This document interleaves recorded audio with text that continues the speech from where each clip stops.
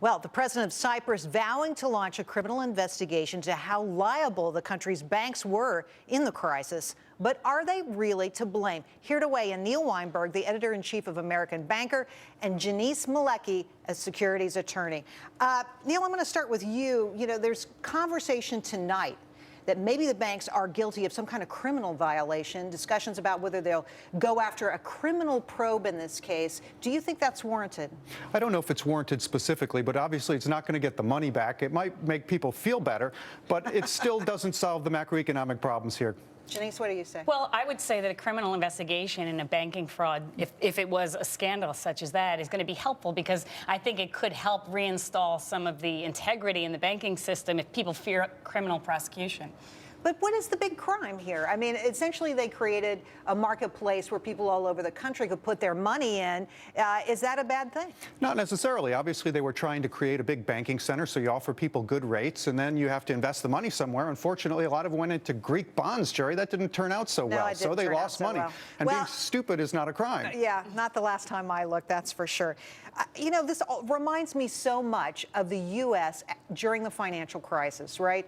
The government got involved, a lot of conversation about whether the banks did things that were wrong, and of course, big discussion about whether the banks should be broken up. Should they be smaller? Are they too big? What do you say, Jenice? I do think that the banks are too big. I think that, you know, with the Graham-Liley Act had taken away the Glass-Steagall, regulation that allowed banks and brokerages to remain separate.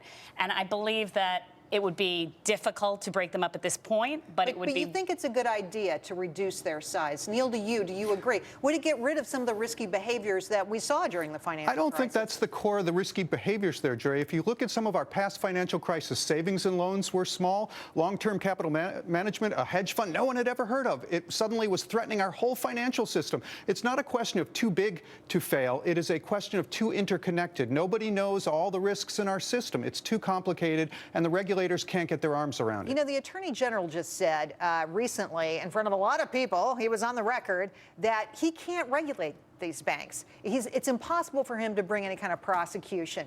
It seems to me that it would be impossible to make the banks smaller as well. Jenice? Well, I think that it's the same problem. If you try to make it smaller, then you're going to need twice the regulators to investigate and audit and review two different banks instead of one bank, and the government is already stretched, not able to have enough regulators to staff to review all the banks. The last thing I think we can stand is more regulation. I mean, Neil, the people who've really taken it on the chin are not the big banks, but the small banks that are going out of business and can't bear the weight, the scrutiny of all this new regulation.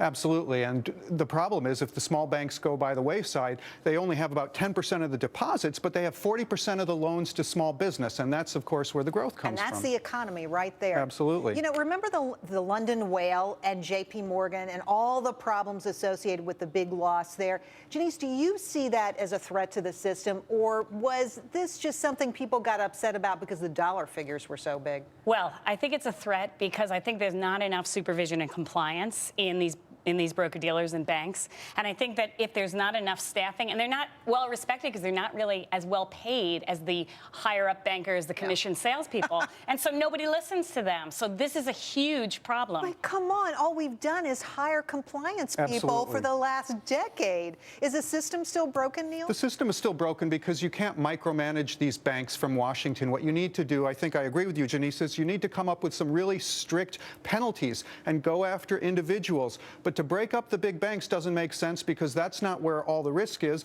As I said, the risk is in the system. And the other thing is, do we want to compete with the Chinese and the Europeans? Do we want to be only using their banks? If we want to export, I am hoping that American banks will lead the way for the next century. And they can't be tiny to do that. Jenice, what do you say? But the size makes it the powerful figure that it is. And so when you've got so much power and you've got so many friends and lobbyists in government, it's hard to get a strict regulatory system. I mean, they're always trying to ease the regulations. The banks are bigger than the government. I mean, too big to fail, too big to jail, too big to manage, too big to regulate, and too big to take on politically. And that is an issue, but it doesn't mean that just breaking them up and going back to where we were in the 70s with 18,000 inefficient banks, that's not the answer. We were doing well during the Clinton administration until he actually repealed We were doing well during the Clinton administration? Well, Unfortunately, you don't always have sync up good times and good policy. Sometimes there's a lag of a few years. Well, I've got a long way to go, that's for sure. I don't think anybody's happy with the system the way it is, because as you say, they are too big to bail, and they are certainly too big to fail.